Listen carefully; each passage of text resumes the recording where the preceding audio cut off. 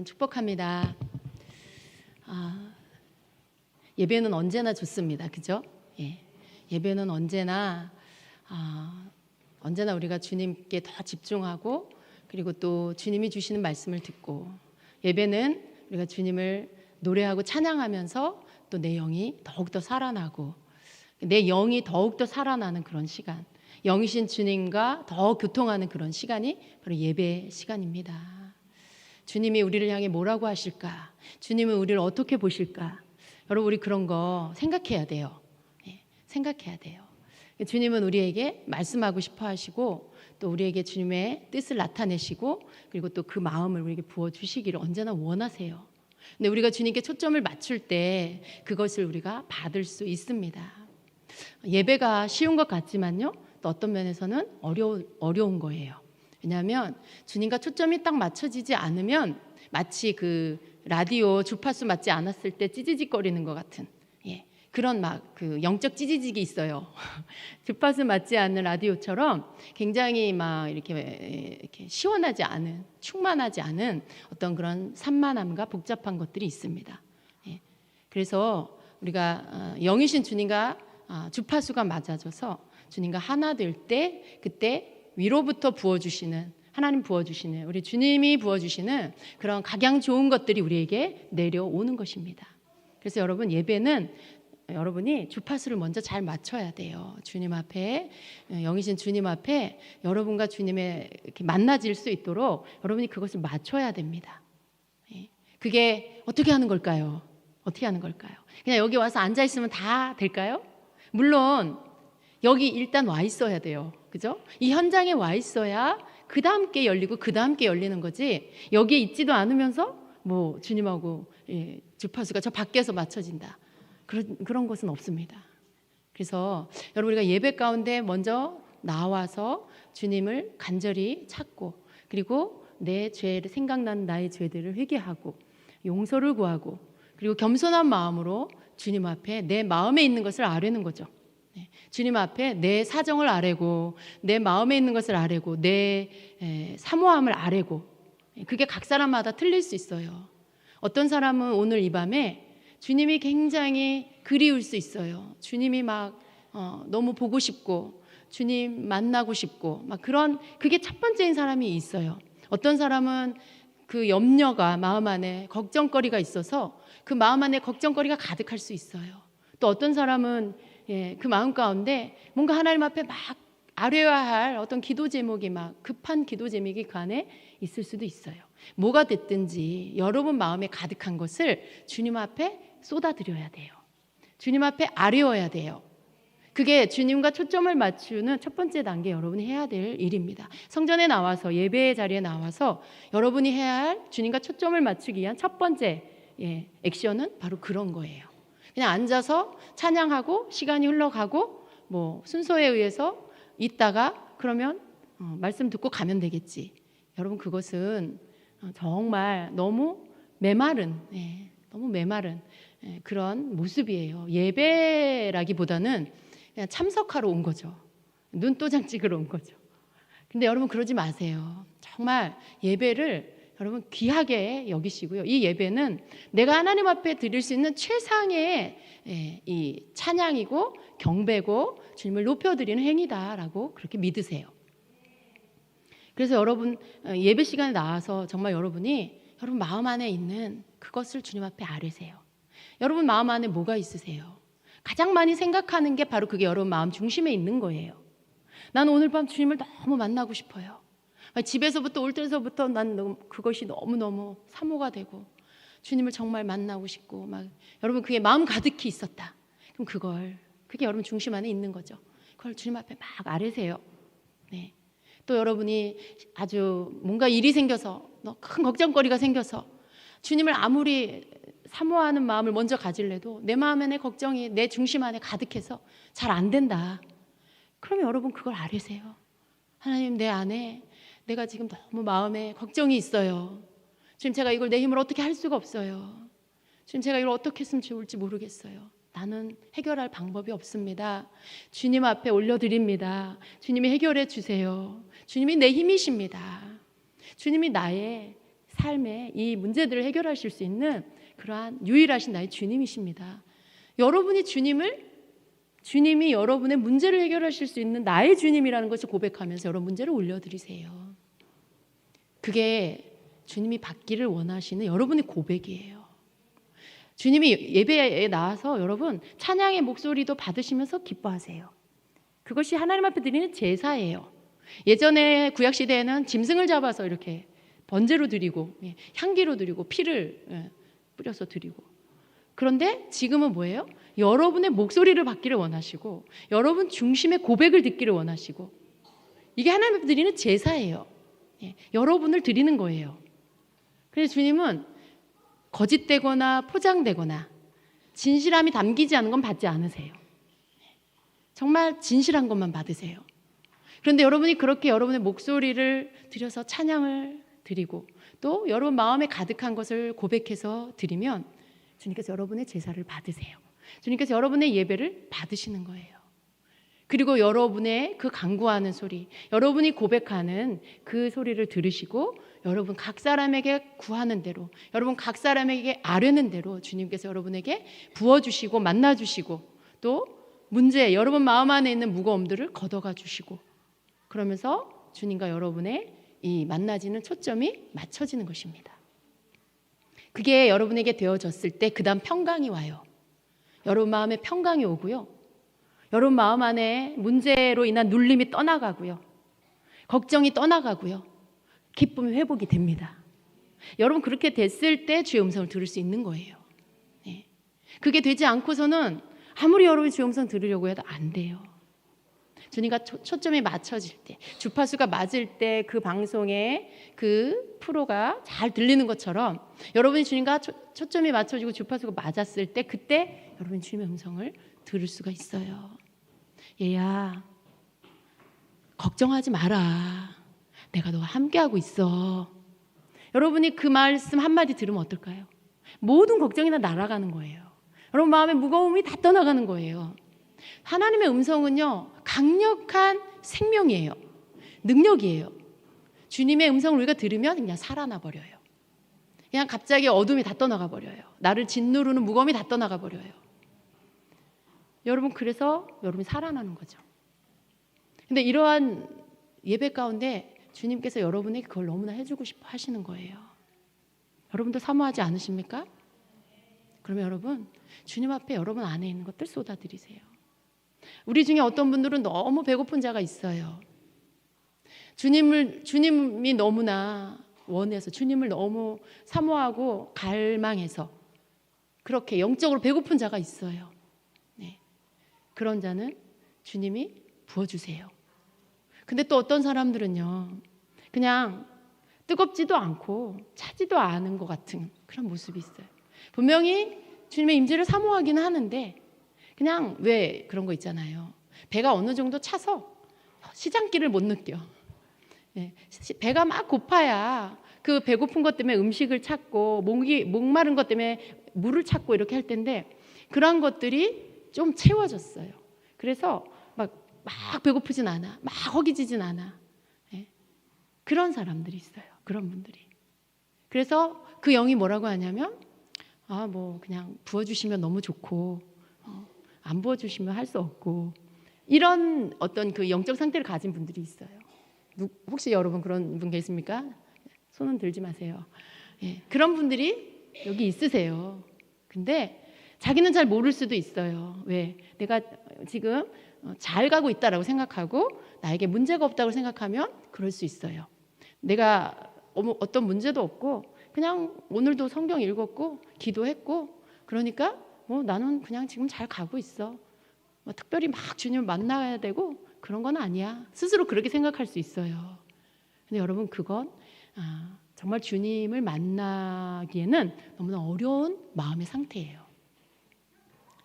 정말 여러분 참 우리 주님께서 그냥 우리가 아무 상태이든지 우리를 만나주시면 너무 좋은데요. 갈급한 자를 만나주세요. 배고픈 자를 만나주세요. 우리의 심령이 주님을 채우기 위해 비어있을 때 만나주세요.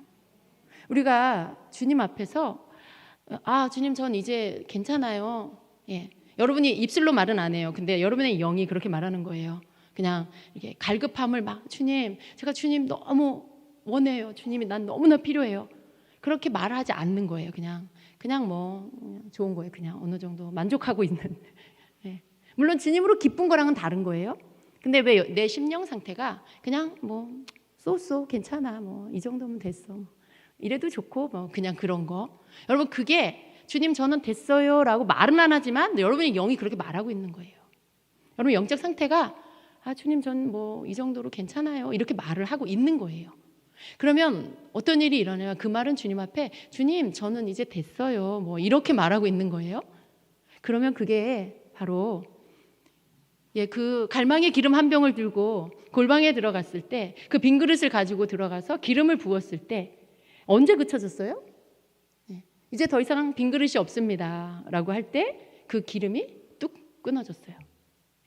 빈 그릇을 가져다 계속 갖다 댈 때는 기름이 그 한 병의 기름이 멈추지 않고 계속 그릇을 채웠죠. 다 채워지면 옆에 놓고 또 다른 빈 그릇 채우고. 근데 그 한 병 기름 때문에 준비한 모든 비어있는 그릇들을 다 채울 수 있었어요. 이건 그 빈 그릇을 준비했을 때 위로부터 하나님 계속해서 기름 부음을 부어주신다는 거죠. 우리의 심령이 그런 거예요. 우리의 심령이 그릇이죠. 빈 그릇. 주님이 채워주기를 갈망하는 그 그릇. 주님이 나를 채워주시기를 기다리는 그 빈 그릇. 주님 저 여기 있어요. 저는 주님이 필요해요. 제 마음 안에 주님으로 가득히 채우기를 원해요. 주님 저를 채워주세요. 여기 제 마음이 주님 앞에 비어있는 그릇으로 주님을 채움받기 위해 여기 있어요. 제가 여기 있어요 라고 하는 거죠. 그랬을 때 주님이 채워주시는 거죠. 근데 여러분 영이 주님 저는 됐어요 이렇게 하면 어떻게 해요? 기름이 딱 끊어지는 거예요. 기름이 채워지다가 됐어요. 그 말은 뭐예요? 이제 빈 그릇이 없습니다 이라고 말하는 거죠. 그러면 그 그릇이 그 기름이 딱 멈춰버려요. 그 주님께서 여러분에게 더 부어주시고 싶어도 그냥 더 부어지지가 않는 거예요. 왜냐하면 이 원리는 내가 주님 앞에 배고프고 갈급해야만 위에서 내려오기 때문에. 우리가 주님 앞에서 늘 갈급하길 원하세요. 주님을 알았어요. 말씀을 묵상하면서 깨달았고 주님을 알았어요. 그 주님이 너무나 좋아요. 그런데 여러분 그런 거 있잖아요. 말씀 묵상하다가 주의 말씀 깨닫고 그러면 너무 좋잖아요. 뭔가 배부른 것 같잖아요. 배부른 것 같아요. 그러면 자칫 그 다음 날 묵상을 안 해도 될 것 같은 생각이 들 수 있어요. 왜냐하면 내 안에 어제 깨달은 말씀이 나를 만족하게 하고 나를 너무나 행복하게 해주고 있을 때 그 다음 날은 굳이 뭐 성경 안 봐도 묵상 안 해도 될 것 같은 그런 생각이 들 수 있어요. 그래서 우리가 이렇게 해이해질 수가 있는 거예요. 내가 뭔가 안다. 우리가 성경을 깨닫고 알고 읽고 그러면 내 안에서 내가 뭘 좀 아는 것 같아. 내가 뭘 좀 이렇게 주님의 말씀에 대해서 많은 어떤 영적 지식이 있는 것 같아. 그러다 보니까 어떻게 해요? 이 배고픔이 점점 줄어들어요. 더 알고 싶은 마음이 점점 줄어들어요. 그러다 보면 어느새 기름 부음이 점점 약해지고 주님과의 그런 관계 안에 마음이 점점 굳어지고 지식은 남아있는데 마음은 식어져 버려요. 내 머릿속에 말씀의 지식은 남아있는데 내 마음은 뜨겁지가 않아. 주님을 향한 마음이 뜨겁지가 않아. 그럴 수 있어요. 여러분 그래서 조심해야 되는 거죠. 내가 주님의 그 말씀에 대해서 늘 사모하는 마음, 그 신선한 마음을 갖기를 힘써야 됩니다. 주님 꼭 어떤 말씀을 지식적으로 알기 위해서가 아니라 주님이 어떤 분인지를 더 알기를 원하고 또 오늘 내가 이 말씀을 붙잡고 살아가기 위해서 내가 말씀을 찾는 거죠. 왜냐하면 주님을 알기 위해서 말씀을 보는 거지 내가 뭘 지식을 얻기 위해서 말씀을 보는 게 아니에요. 하나님의 말씀을 대할 때 항상 우리는 주님을 더 알기 위해서 그래서 말씀을 대하는 거고 말씀을 사모하는 거예요. 내가 지식적으로 뭐 이런 것들을 다 여러분 이런 거 지식적으로 알아서 뭐 하시게요? 그게 뭐 우리에게 뭐가 어떻다고요? 여러분이 무슨 신학교 교수가 될 거예요? 그런 게 목적이 아니잖아요. 그죠? 신학교 교수를 할지라도 가르침이 목적일 수가 없는 거예요. 각 개인은 하나님과 나와의 관계 안에 언제나 나의 직업이 아니라 그냥 성도 한 사람으로서 주님을 만나는 거예요. 목사라 할지라도 그런 마음으로 우리가 주의 말씀을 대하는 것이죠. 그래서 여러분 그런 어떤 태도, 여러분의 태도가 기름 부음이 계속 오게 하느냐, 주님의 임재가 계속 오게 하느냐, 멈추게 하느냐, 계속 부음을 받게 하느냐, 아니면 멈추게 하느냐. 그걸 위에서 정하는 게 아니고요, 여러분이 정하는 거예요. 이 땅에서 여러분이 우리가 어떻게 하느냐에 따라서 그것이 계속 오느냐 아니면 멈춰지느냐, 그게 결정이 됩니다. 하나님은 언제나 부어주시길 원하세요. 하나님은 언제나 우리에게 풍성함으로 채워주시기를 원하세요. 그런데 그것이 어느 때는 풍성한데 어느 때는 그렇지 않은 이유는 바로 여러분의 심령 상태가 그때그때마다 다르기 때문에 그렇다는 것입니다. 그래요. 여러분 잘 생각해 보세요. 여러분이 충만히 부음 받을 때가 언제예요? 굉장히 심령이 가난할 때였다는 걸 기억할 수 있을 거예요. 근데 여러분이 아무런 문제가 없고 평안할 때, 그때는 어땠을까요? 그때는 내가 심령 상태가 막 가난할 때, 막 부음 받을 때랑은 내 심령이 다른 상태였다는 걸 여러분 알 수 있을 거예요. 그래서 때로는 주님이 우리를 이렇게 확 갈아엎으시기 위해서 여러분의 마음에 힘겨운 일들을 허락하실 때가 있는 거예요. 어떤 고통을 느끼면서 내가 막 힘들고 마음이 힘들고 막 주님 앞에 기도할 수밖에 없고 이런 상황들을 하나님이 허락하시는 거예요. 그렇게 해서 내 굳어지고 내 마음에 식상하고 막 이런 타성해졌고 이런 내 마음을 갈아엎으셔서, 뒤집어 엎으셔서 다시 신선하게 해주시려고, 다시 주님을 향한 갈망을 회복시켜 주시려고 환경 가운데 그런 일들을 허락하시기도 하는 겁니다.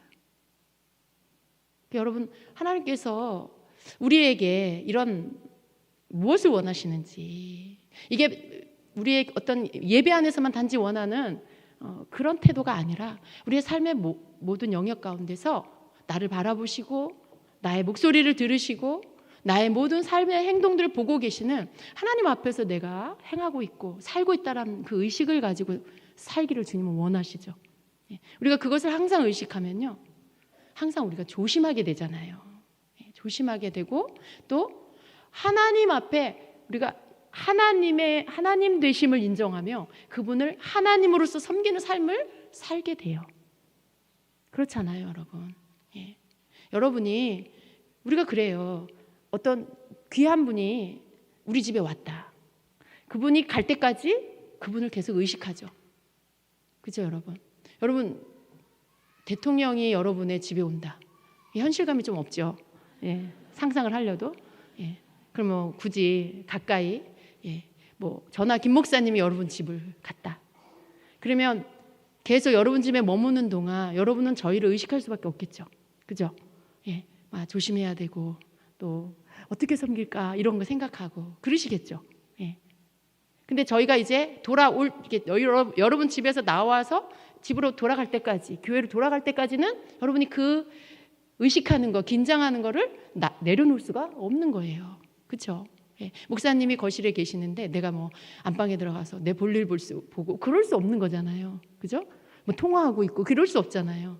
그렇게 우리가 눈에 이렇게 정말 내가 하나님, 목사님한테도 그러는데 하나님이 나를 바라보고 계시고 또 내 목소리를 듣고 계시면 우리는 어떻게 해야 될까요? 주님을 언제나 의식하고 살아야 돼요. 그분이 내 말하는 걸 다 듣고 계셔. 그분이 내 행위를 다 보고 계셔. 그러면 어떻게 해요? 조심해야 되는 거죠. 우리가 주님을 계속 의식하면은요, 우리가 주님 앞에서 기도하고 주님을 찾고 이런 부분들도요, 하나님 앞에서 어떤 태도를 가져야 하는지 알아지는 거예요. 왜 막 함부로 하게 될까요? 주님을 의식하지 않으니까.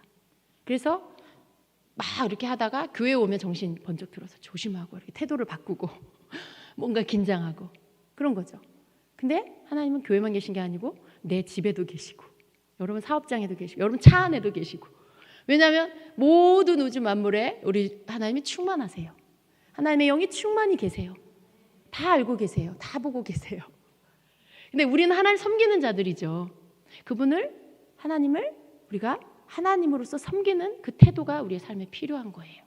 그러한 태도로 우리가 살아갈 때 우리의 삶에 하나님과의 이런 관계 안에 이렇게 식어진다거나 식상해진다거나 교회에 와서만 만난 하나님, 그 하나님이 아니라 내 삶의 모든 영역 가운데 나를 바라보고 계시고 나와 함께하고 계시는 그 하나님, 물론 함께하시는 거 너무 감사하지만 또 하나님이 함께하시기 때문에 내가 내 태도를 조심해야 되는 거. 이런 것과 같이 가는 거죠. 하나님이 나와 함께 하시니 난 너무나 평안하죠. 그런데 또 하나님과 함께 하시기 때문에 난 또 조심해야 되고, 그러한 삶을 우리가 살아야 하는 것입니다. 여러분, 예배에서 시작된 여러분이 하나님 앞에서의 이 태도가 여러분의 삶의 모든 영역에서 동일하게 있기를 축복합니다. 예배에서만 주님께 초점 맞추는 차원으로 끝나는 것이 아니라 예배 가운데 만나진 주님, 예배 가운데 여러분에게 말씀해 주시고 여러분에게 만나 주시는 그 하나님을 여러분이 그 임재를 모시고 여러분의 집으로, 여러분의 사업장, 여러분과 하는 어느 곳이든지 그 주님의 임재를 가지고 가셔서 그 주님과 늘 함께 하신 여러분 되기를 축복합니다. 그게 보이지 않는 주님을 우리가 섬기는 방법이에요. 주님은 보이지 않지만 우리는 그 주님을 언제나 섬기는 자여야 합니다. 그분이 우리의 생명이시고요. 그 하나님은 또 성령님으로 우리 안에 계세요. 예수 그리스도의 영으로 우리 안에 계세요. 그렇기 때문에 우리가 이제는 내 생명이 아니고요, 내게 아니고요, 하나님 거예요, 주님 거예요. 그리고 그 주님 앞에서 우리 삶을 살아간다는 것을 늘 잊지 말아야 합니다. 아멘. 네. 오늘 제가 여러분하고 함께 보려놓은 말씀은 우리가 이렇게 기도할 때 우리가 기도할 때 여러분 어떠세요? 기도는 우리가 목소리로 막 이렇게 아뢰는 거죠. 뭐 간구를 할 수도 있고 회개를 할 수도 있고 감사를 할 수도 있고 뭐 중보를 할 수도 있고 그래요. 근데 우리가 이런 어떤 기도 가운데 단지 우리가 그런 일반적으로 하는 그 기도의 차원의 그 영역 가운데서만 있는 것이 아니라 우리의 기도가 정말 이렇게 예언적 어떤 선포와 예언적인 어떤 행동과 이런 것들을 우리가 기도 안에 풀어놓음으로 인해서 영적인 세계 안에 변화를 가져올 수 있도록 하는 이러한 부분들이 있다라는 것을 우리가 알아야 합니다. 그래서 우리가 이런 어떤 성령 안에서 하는 기도, 여러분 성령 안에서 기도하시기를 축복합니다. 성령 안에서 하는 기도, 어떻게 하는 게 성령 안에서 하는 기도일까요? 여러분 성령님이 여러분 안에 계시죠. 여러분이 거듭나셨다라면 성령이 여러분 안에 계세요. 그러면 성령 안에서 우리가 기도해야 돼요. 그냥 성령님 없이 그냥 나 혼자 나의 혼적인 영역에서 그냥 내가 가진 생각 안에서만 기도하는 거. 물론 여러분 하나님이 여러분 기도 들으세요. 뭐 성령 안에서 하는 기도만 듣고 여러분이 그냥 여러분의 기도로 드린 거는 안 듣는다, 그런 건 아니에요. 다 들으시지만 그러나 더 강력한 기도가 있고 더 높은 차원의 기도가 있다라는 거죠. 우리는 기도도 더 높은 차원으로 이렇게 올라가야 돼요. 근데 우리의 기도가 성령 안에서 어떤 성령이 이끄시는 기도의 차원으로 들어가면 그 속에서 더 강력한 기도, 더 높은 차원의 기도를 할 수 있다라는 것이죠. 그래서 우리가 성령 안에서 기도하게 됐을 때는 내가 뭔가를 생각해서 하는 기도로 시작이 되지만 그러나 그 기도 가운데 성령이 나를 이끌어 가실 때 거기에서 성령이 나에게 감동 주시는 대로 할 수 있는 거예요. 성령이 나에게 감동을 주셔서 뭐 선포를 한다거나 혹은 손뼉을 친다거나 혹은 함성을 지른다거나 이런 것들, 이런 여러 가지의 액션들이 우리의 기도 안에 다 포함이 되어져서 우리가 그런 것들을 성령이 이끄시는 대로 감동 주시는 대로 함으로 인해서 영적인 세계 안에서는 영적 전투가 있고 거기에 승리가 있고 거기에서 보이지 않는 영역 가운데 적과 싸우면서 승리가 있고 막 이런 일들이 그 안에 있는 것입니다. 그래서 여러분 제가 이런 어떤 내용에 대해서 이전에도 다룬 적이 있어요. 그런데 좀 더 많이 우리의 기도 안에서 풀어졌으면 좋겠다는 마음이에요. 이런 것들로 우리가 어떤 행동을 누군가가 할 때 거기에 대해서 불편하다라든가 거슬린다라든가 이런 어떤 자기 개인적인 인간적인 생각을 버리세요. 왜 그런 생각을 할까요? 그것이 의미하는 게 뭔지를 잘 모르니까 그래요. 예를 들어 기도하는 가운데 막 계속 그런 건 아니지만요. 어떤 성령께서 어떤 시간에는 기도하는 가운데 막 함성을 지르게 할 수 있어요. 그럼 여러분 그냥 함성 자체가 기도예요. 함성 자체가 기도예요. 제가 찬양하다가 중보에 들어가면 막 함성을 질러요. 그건 제가 그렇게 제가 그렇게 하려고 그런 게 아니라 그 시간에 성령이 저에게 그 감동을 주시고 그렇게 하게 만들어요. 여기 안에서부터 터져 나와요, 함성이. 그럼 그걸 성령이 주시는 감동을 따라서 이끄시는 대로 제가 그것들을 풀어놓는 거죠. 여러분, 그렇게 하는 것은 이게 성령 안에서 하는 기도가 되는 거예요. 예. 내가 왜 주님이 함성을 지르게 하시는지 모르지만 함성을 지르게 하실 때 함성을 지르는 건 이것이 어떤 영적인 액션이 되는 거죠. 이런 것처럼 어떤 우리 기도 안에 이런 액션들이 있어요. 근데 그걸 만약에 인간적인 생각으로 만약에 이것들을 제재한다. 예. 그러면 그 사람이 기도 안에 성령의 기도를 자유롭게 할 수가 없어요. 자유롭게 할 수가 없어요. 우리는 이러한 모든 영역들을 풀어놓고요. 그리고 또 더 민감하게 성령의 인도함을 따라 기도하는 것들을 배우고 해나가야 합니다. 왜냐하면 우리는 더 높은 차원의 기도, 더 영적인 세계 안에서 성령이 우리를 이끌어서 기도하게 하시는 기도의 차원으로 더 나아가야 합니다. 그래서 우리가 이런 기도 안에 풀어놓아야 할 것들에 대한 영적인 지식이 필요하고요. 그리고 여러분이 그것들을 여러분 자신도 풀어놓을 뿐만 아니라 서로가 그런 기도를 할 때 그것을 여러분 존중해 줄 필요가 있습니다. 그래서 그런 것들 가운데 첫 번째가 전략적인 선포예요. 선포. 여러분, 선포가 뭔지 다 아시죠? 선포라는 거. 우리가 기도할 때 선포하는 거. 이 선포하다라는 말의 히브리어는 카라인데요. 이 뜻이 외치다, 불러일으키다, 울리면서 호소하거나 전파하다, 이런 뜻이 있어요. 그런데 이런 어떤 선포는 성령 안에서 기도하면서 하는 이 선포는 아무런 어떤 대상 없이 목적 없이 하는 건 없어요. 그건 그냥 고함치는 거죠. 그건 그냥 인간적인 고함치는 거죠. 근데 성령 안에서 이 선포하는 것은 이런 어떤 이 목적이 있고 대상이 있는 선포가 되는 것입니다. 그래서 우리가 선포하는 것에 하나는 하나님을 향하여 선포하는 거예요. 하나님을 향하여 그 하나님을 우리가 높이고 하나님을 경배하고 그럴 때 우리가 선포를 해요. 막 기도 가운데 막 주님, 제가 왜 예배 안에 주일날 가끔 그렇게 할 때가 있잖아요. 하나님을 막 높이고 하나님 앞에 막 모든 만물들아 하나님을 찬양하라 이렇게 선포하고 이런 것들이 여러분 속에서 터져 나오는 거죠. 제가 그렇게 어떤 그 생각을 가지고 하는 게 아니라는 것을 여러분이 조금 알아주시길 바랍니다.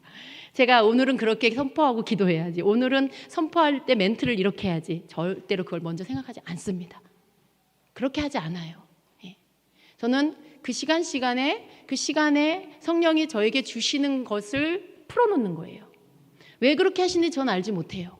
그러나 그 시간에 어떤 찬양의 흐름에 따라 달라요. 어떤 날은 막 왕 대신 하나님을 높이게 하고, 어떤 날은 또 악한 어둠의 세력을 향하여 막 꾸짖어 선포하게 하고, 그런 것들이 그때마다 다르게 나타나요. 왜냐하면 왜 다를까요? 그때마다 예배의 어떤 흐름이, 여러분의 어떤 심령 상태가, 또 예배 가운데 영적인 존재의 이 역사들이 다르기 때문에 거기에 맞게끔 선포하게 하시는 거죠.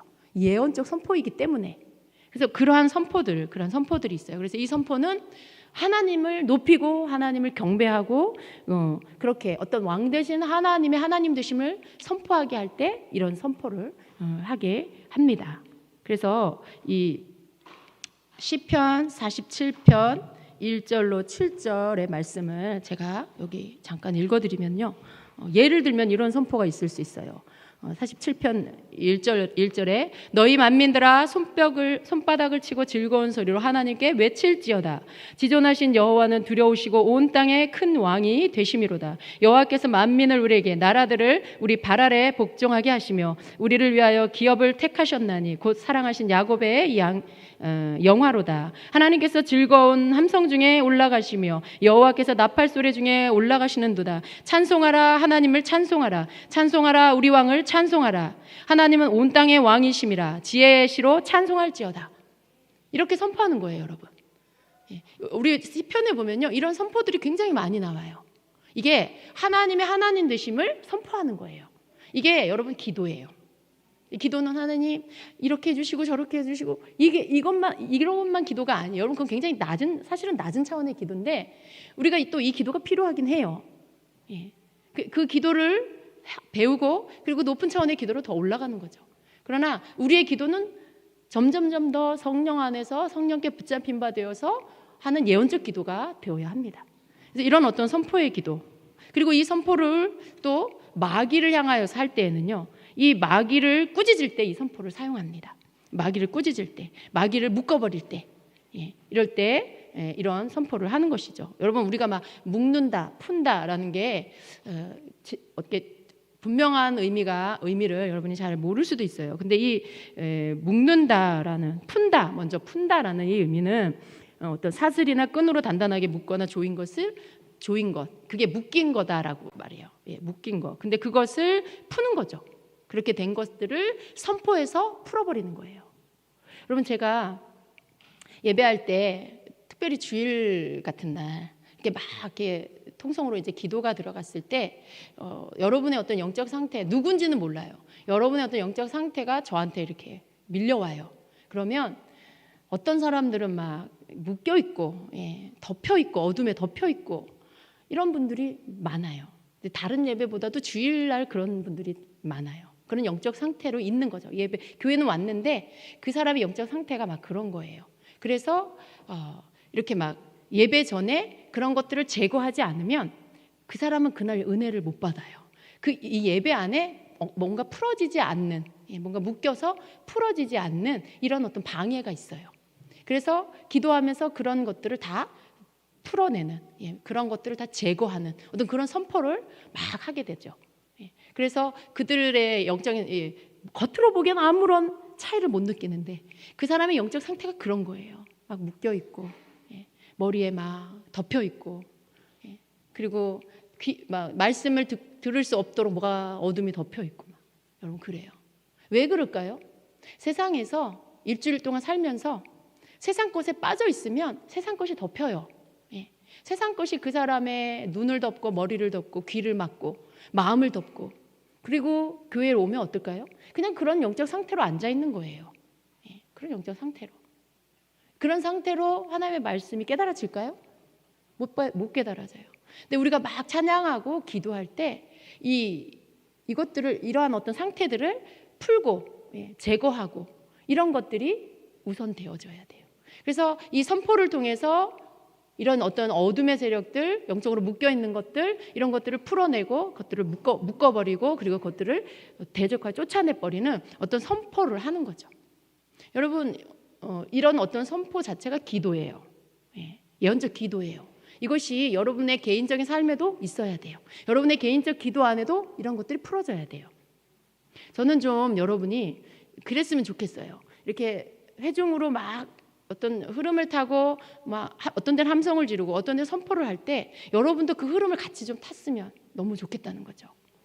내가 그 흐름의 감각에 내가 영적으로 느낄 수 없다면 리더의 그 흐름에 내가 같이 합류되어져서 함성을 지를 때는 여러분도 함성을 지르고, 선포를 할 때는 여러분도 선포를 하고, 그렇게 뭔가 같이 흐르는 그 흐름을 타는, 그랬으면 너무 좋겠어요. 근데 제가 이렇게 나중에 이렇게 찬양할 때 그 모습을 이렇게 모니터링하면 저 혼자 막 저는 막 선포하는데 이 중간에서 그냥 가만히 듣고 있는 분도 많고, 물론 열심히 하는 분은 하는데 많은 분들이 그냥 제가 하는 선포를 그냥 듣고 있는, 그냥 입을 다물고 그냥 가만히 듣고 있는 그런 모습들을 보면서 제가 좀 안타까운, 왜냐하면 그 시간이 통성기도 하는 시간인데 그 시간에 막 내가 같이 할 때 여러분 막 열리는 거거든요. 그때 막 여러분의 막 이 묶인 게 풀어지는 거거든요. 그럴 때 막 여러분이 막 선포하면서 여러분 자신도 하고, 여러분의 가정을 향한 선포도 하고, 여러분 사업을 향한 선포, 막 이런 여러 가지 것들을 여러분이 막 같이 선포하면서 믿음으로 하는 거예요. 믿음을 실어서 그걸 하는 거예요. 내 믿음을 내 목소리에 담아서 선포를 하는 거죠. 그렇게 할 때 영계에서는 변화가 일어납니다. 그런 일들을 여러분이 너무나 저는 막 하셨으면 좋겠다. 내가 이 말씀 전했는데 왜 이게 한 번도 들어본 것이 없는 것 같은 그런 모습으로 예배 가운데 있는 그 모습을 볼 때 제 마음이 되게 안타깝더라고요. 그래서 다 잊어버리신 건가? 막 이런 마음. 근데 여러분, 정말 그 시간에 여러분이 그걸 누려야 돼요. 여러분 기회로 삼으셔야 돼요. 같이 이렇게 선포하며 같이 선포하고, 제가 하나님을 막 높이고 선포하면 여러분도 하세요. 어둠을 향해서 막 꾸짖고 선포하면 여러분도 하세요. 그리고 제가 막 이렇게 어느 때는 그냥 단음으로 함성을 지를 때가 있어요. 성령이 그렇게 하세요. 이 속에서부터 터져 나오는 함성으로. 그러면 여러분도 하세요. 제 목소리 하나보다 여러분 모두가 합쳐진 목소리로 할 때 더 강력한 거예요.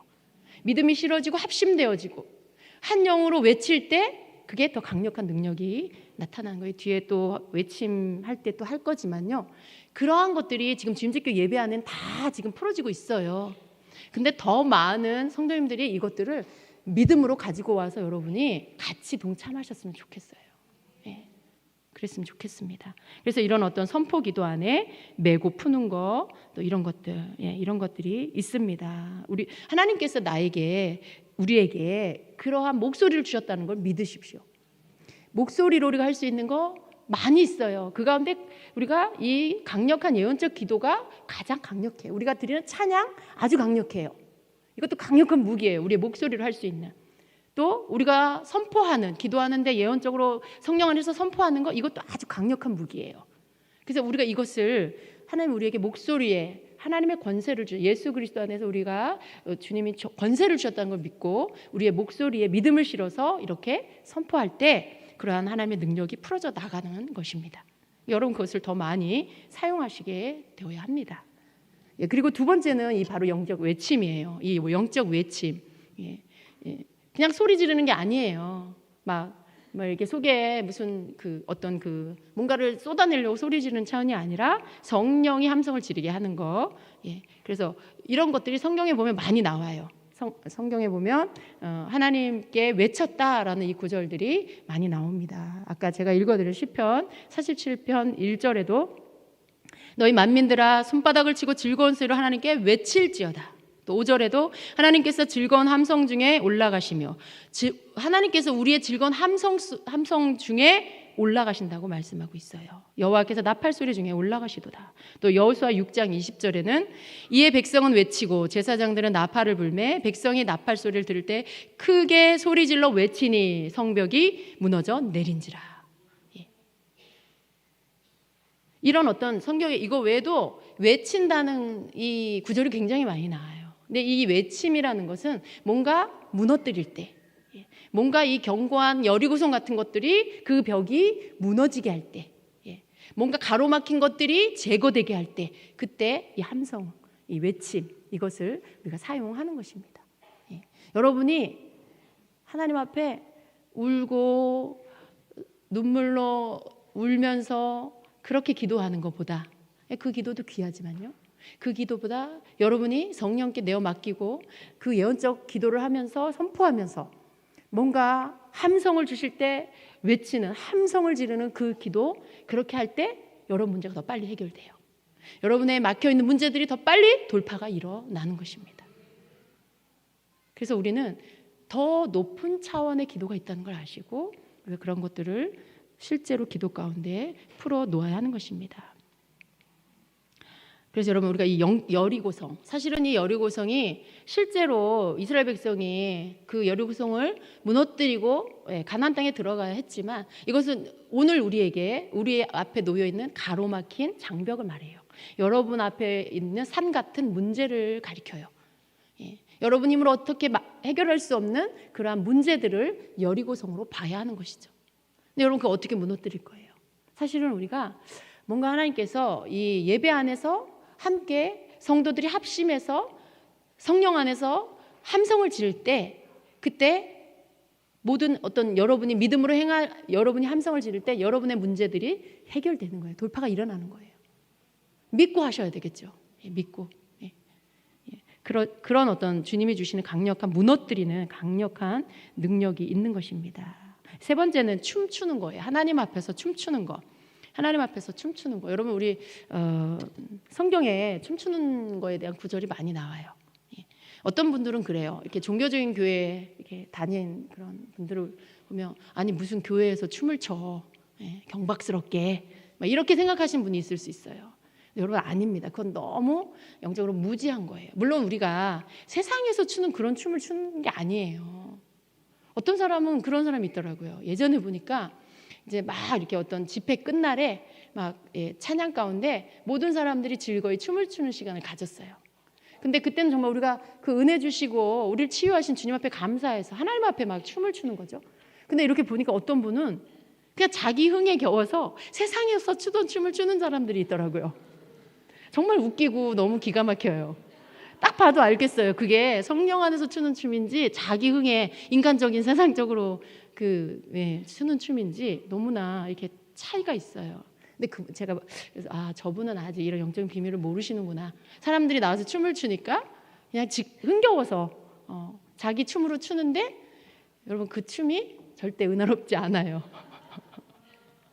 춤이 세상 사람들이 추잖아요. 그러다 보니까 교회 안에서 춤을 추면 사람들이 이상하게 생각해요. 왜냐하면 세상에서 추는 거라고 생각하기 때문에. 그러나 여러분 성경 안에는 하나님 앞에 춤추는 모습이 너무 많이 나오고요. 이스라엘 백성들은요. 예배 안에 이 예배를 드리고 찬양할 때 그냥 이렇게 하지 않아요. 보면 여러분 다 일어나서 춤추고요. 악기를 막 이렇게 탬버린 뭐 이런 거 막 치고요. 그리고 다 막 춤춰요. 막 빙빙 돌면서 막 안으로 들어갔다 밖으로 나왔다 막 이런 어떤 정말 흥겨운 춤을 추면서 하나님 앞에 기쁨에 감사에 그 표현들을 하나님 앞에 올려드려요. 이게 하나님 앞에서 드리는 그 춤이에요. 그래서 이런 춤들을 통해서 우리가 하나님을 우리 목소리로 하나님 찬양하는 것처럼 우리의 몸을 춤을 추면서 하나님 앞에 경배하고 찬양할 수 있는 거예요. 왜 아니겠어요, 여러분? 우리의 몸의 모든 게 악기인데 목소리만 악기가 아니에요. 몸도 악기예요. 아주 작은 춤이 뭐예요? 손을 드는 거, 손 들고 뭐 손을 흔들고 몸을 살짝 흔들고 이런 거. 근데 더 아주 이렇게 이 모션이 더 큰 이런 춤들. 또 우리가 주일날 이렇게 우리 창훈 집사가 이렇게 아름답게 춤추는 거. 또 우리 기쁨 자매 우리 또 집사님 임 집사님이 또 여러 군데 제가 뒤에는 잘 안 보여요. 근데 여러분 각자가 여러분의 그 모습으로 춤을 추는 거 하나님 앞에서 추는 거잖아요. 그 모든 춤이 하나님 앞에 드리는 찬양이고 예배예요. 그 춤 안에도 영적인 비밀한 것들이 들어있다라는 것입니다. 그래서 춤에 대한 이런 구절들을 보면은요, 출애굽기 15장 20절에 보면 아론의 누이 선지자 미리암이 손에 소고를 잡으매 모든 여인도 그를 따라 나오며 소고를 잡고 춤추니라고 말해요. 홍해를 건넌 다음에 이스라엘 백성은 홍해를 건넜고 애굽 군대는 어떻게 됐어요? 하나님 다 수장시켰어요. 그들이 수장되는 모습을 보며 하나님 행하신 놀라운 일들의 기쁨을 이길 수가 없는 거예요. 너무나 감사하고 기뻐서 이 여인들이 나와서 소고를 들고 춤을 춘 거예요. 소고를 치면서 얼마나 여러분 상상해 보세요. 막 하나님을 찬양하면서 춤을 추는 이 모습입니다.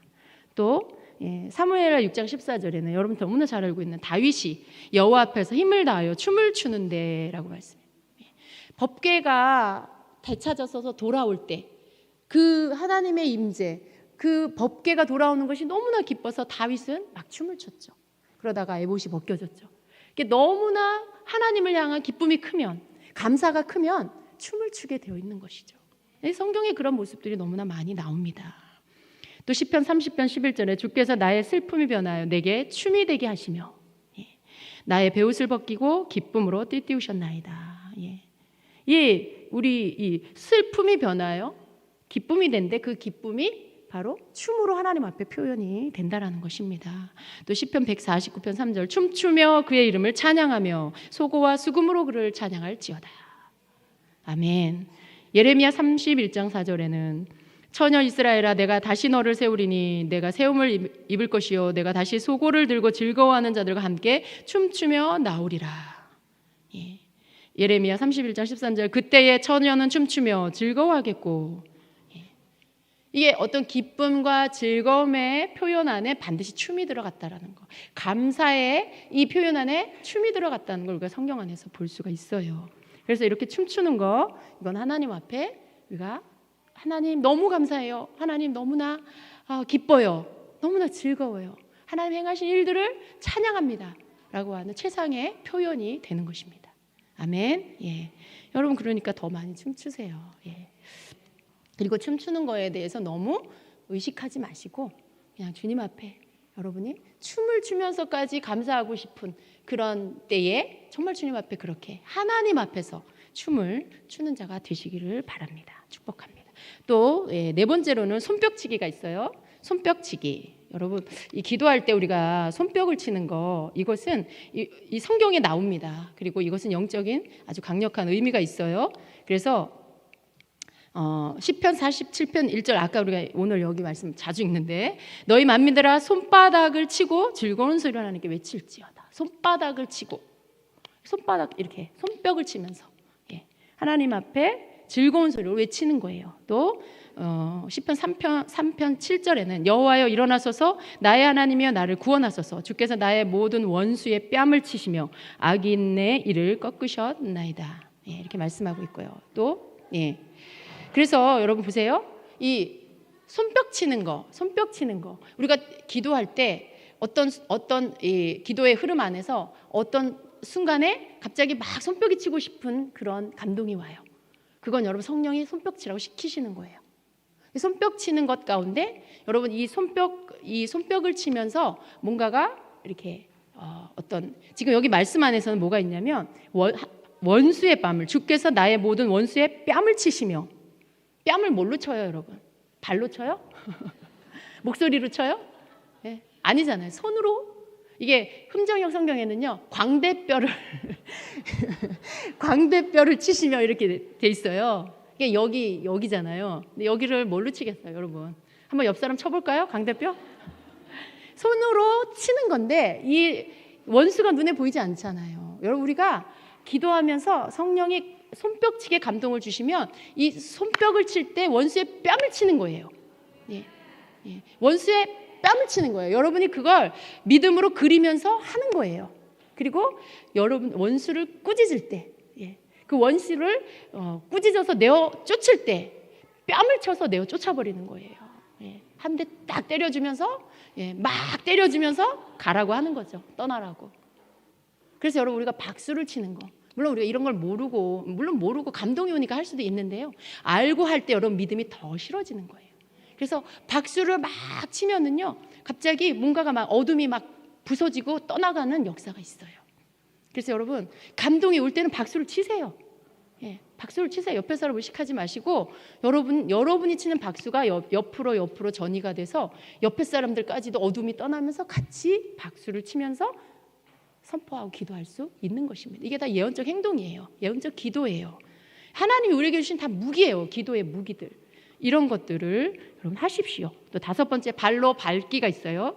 자, 시편 91편 13절에는요. 내가 사자와 독사를 밟으며 젊은 사자와 뱀을 발로 누르리로다 라고 말씀하고 있어요. 이게 이 뒤에 뱀을 발로 누르리로다. 발음이 잘 안 되네요. 그런데 이게 흥정역에서는 뭐라고 되어 있냐면 용을 발밑에 짓밟으리로다 돼 있어요. 용은 뭐예요? 뱀은 뭐예요? 사단이에요. 여러분. 우리가 하나님 앞에서 찬양하며 선포하며 기도할 때 어떨 때는 막 발로 이렇게 우리가 할 수 있어요. 이렇게 막 믿음으로 내 믿음을 실어서 예언적 행동을 하는 거죠. 기도하면서. 그래서 원수를 밟아버리는 거예요. 원수를 발밑에 죄를 만들어 버리는 거죠. 그 독사의 머리를 밟아버리는 거예요.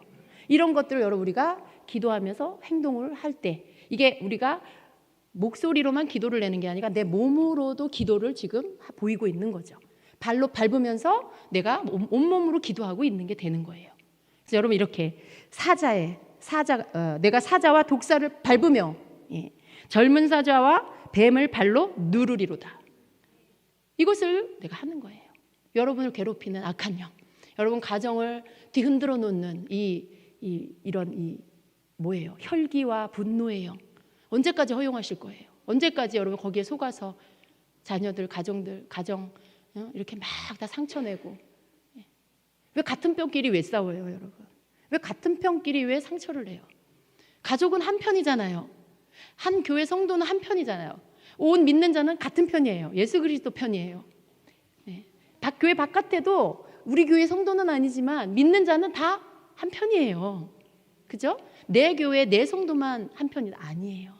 그리스도 안에서 다 하나예요. 믿는 자는. 근데 왜 같은 편끼리 왜 싸워요? 왜 마귀에게 속아요? 발로 밟아버려야 돼요. 계속해서 속이고 가정 안에서 불화를 일으키고 의심케 하고 서로 분쟁하고 다투게 하는 그 더러운 영들, 악한 영들을, 그 뱀들을 여러분 발로 기도하면서 밟아버리세요. 가정을 위해서 기도하면서 여러분 발밑에 재가 되게 만들어버리세요. 그래서 이렇게 그렇게 할 때 여러분이 시편 91편 13절을 선포하는 것도 좋아요. 이 말씀을 선포하면서 내가 이 모든 원수를 이 원수막, 이 용들아, 뱀아, 내 발밑에 재가 될지어다 하면서 여러분이 선포하면서 그렇게 믿음의 행위들을 할 수가 있는 것입니다. 또 6번째는 깃발 흔들기가 있어요. 깃발 흔들기. 여러분, 이 깃발, 우리가 가장 잘 알고 있는 거, 이 깃발에 대한 말씀은 성경에 너무나 많이 나와요. 제가 다 옮길 수가 없어요.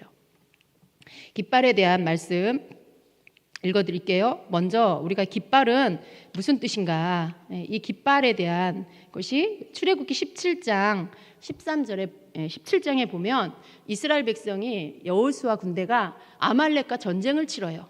그때 모세는 산에 올라가서 손을 들고 있어요. 중보를 하는 거죠. 근데 이제 전쟁이 길어지니까 어때요?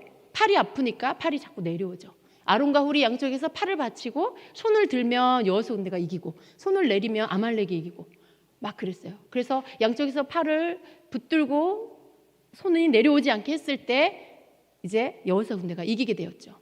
모세가 그 전쟁에 승리하고 나서 거기다 제단을 쌓고 그 이름을 여호와 니시라고 붙였어요. 이 여호와 니시라는 이 말씀의 뜻이 하나님은 나의 승리의 깃발이란 뜻이에요. 하나님은 나의 승리의 깃발. 이 깃발이 의미하는 게 승리예요. 하나님은 나의 승리, 하나님은 나의 깃발이십니다. 라는 그것을 상징하는 것이죠. 그래서 여러분, 이 깃발 흔드는 거, 이것도 영적으로 승리를 선포하는 거예요. 이렇게 춤출 때 깃발 흔들잖아요.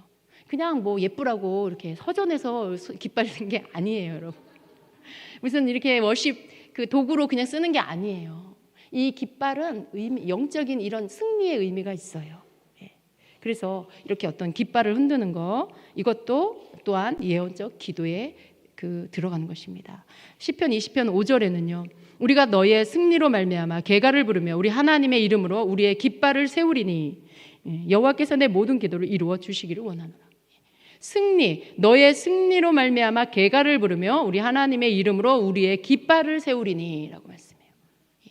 성경에 보면 깃발은 승리를 의미해요. 어떤 그런 의미. 그래서 우리가 춤도 추고 깃발도 흔들고 이 깃발이 더 커졌으면 좋겠어요. 그렇게 깃발 흔드는 것에 이러한 예언적 의미가 있습니다. 그리고 이제 마지막으로 나팔 불기 그리고 행진하기가 있어요. 나팔을 부는 거. 여호수아 6장 13절에는 이제 그 여리고성에 나아가서 이제 함성을 지를 때 7째 날 되는 그날에 매일매일 일주일 동안 가서 한 바퀴씩 돌고 들어왔죠. 근데 마지막 7째 날은 나아가서 나팔을 불고 함성을 지르고 막 이렇게 어떤 여러 가지의 예언적 행동들 한꺼번에 다 하고 함성을 지르고 그리고는 여리고성이 무너지는 것을 볼 수 있죠. 13절에 보면 여호수아서 6장 13절에는 제사장 7은 양각 나팔 7을 잡고 여호와의 궤 앞에서 계속 행진하며 나팔을 불고 무장한 자들은 그 앞에 행진하며 후군은 여호와의 궤 뒤를 따르고 제사장들은 나팔을 불며 행진하니라. 지금 여기 나팔 부는 부대가 앞뒤로 있어요. 여러분, 그리고 나서 나중에 어떻게 해요?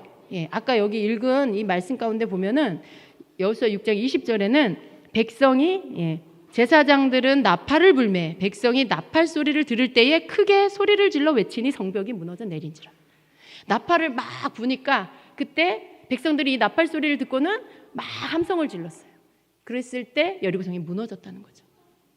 지금 여리고성이라는 건 굉장히 강력한 영적 방해예요. 그죠? 근데 여기에서 어떤 한 가지를 사용한 게 아니고요.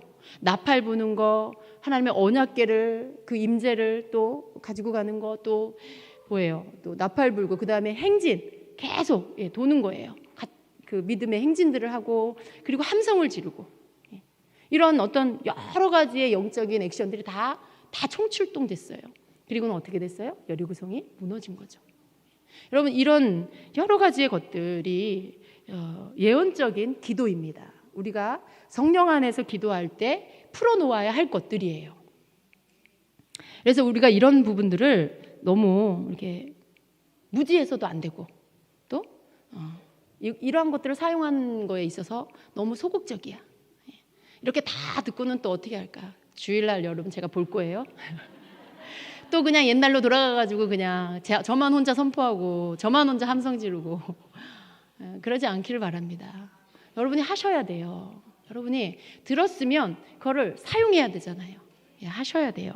그렇게 여러분이 이렇게 해서 주님께서 여러분의 믿음으로 우리가 함께 행할 때 이게 불길이 더 크게 일어날 거예요. 이 영적인 불길들이 막 일어나서 태울 거 다 태우고, 그죠? 소멸할 거 다 소멸하고, 대적해 쫓아낼 거 다 쫓아내고, 하늘로부터 부어질 것들은 부어주시고, 이런 것들이 더 강력하게 일어나게 될 것입니다. 네. 여러분 기도 안에 하나님께서 이러한 일들을 더 하실 수 있도록, 모든 시작은 땅에서부터 하는 거예요. 여러분, 땅에서부터 여러분이 하셔야 하늘에서 하시죠. 내가 입을 열어서 해야 하나님이 그 일에 역사하시죠. 내가 아무것도 안 하고 있는데 하나님이 알아서 다 하신다. 그렇지 않아요. 내가 믿음으로 행할 때 하나님이 역사하시는 거고, 내가 믿음으로 선포할 때 하나님이 그 선포를 통해 일하시는 거고, 그렇게 하는 것입니다. 그래서 좀 여러분 여러분의 기도가 다음 차원으로 올라가시길 축복합니다. 여러분의 기도에 강력한 성령의 붙잡혀서 성령이 여러분을 이끄시는 그 기도로 여러분이 끌려 들어가서 사람을 의식하는 게 아니라, 여러분의 생각을 나열하려고 하는 기도가 아니라, 여러분의 걱정거리를 묵상하는 기도가 아니라, 성령에 내어 맡기는 기도, 이끌림을 받아 예언적인 것들을 풀어놓는 그런 기도가 되기를 축복합니다. 아멘. 제가 막 여러분 지금 막 군사, 무장하는 군사들의 옷이 막 착착착착 여러분에게 펴지는 게 막 눈에 보이는 것 같아요. 여러분에게 막 전쟁의 갑옷이 막 착착착착 입혀지는, 순식간에 여러분에게 착착착 입혀져 버리는 그 모습이 지금 여러분들 제 영적인 눈에 막 보입니다. 왜냐하면 모든 게 믿음으로 이루어지기 때문에 그래요. 우리가 안다라는 건 굉장히 중요해요. 알아야 믿음으로 취할 수 있어요. 그죠? 모르면 어떻게 그걸 취할 수가 있겠어요? 내가 알고 믿음으로 벌써 여러분이 아멘하고 이걸 딱 받아들이니까 순식간에 영적인 갑옷이 여러분이 착착착 다 입혀져 버려요. 여러분 갑옷에서 빛이 나게 하세요. 여러분 갑옷이 더 두툼해지게 만드세요. 그건 여러분이 믿음으로 행하면 우리의 입혀진 옷들이 더 두꺼워져요. 더 단단해져요. 더 무장이 돼요. 그건 여러분이 만드는 거예요. 그래서 여러분 전쟁에 능한 자가 되시길 축복합니다. 여러분의 개인 문제, 가정 문제뿐만 아니라 합신되는 어떤 이러한 기도를 통해 교회 문제, 나라 문제까지도 우리가 뚫고 나아갈 수 있는 그러한 무장된 군사가 되기를 축복합니다. 아멘. 이 시간 기도하겠습니다.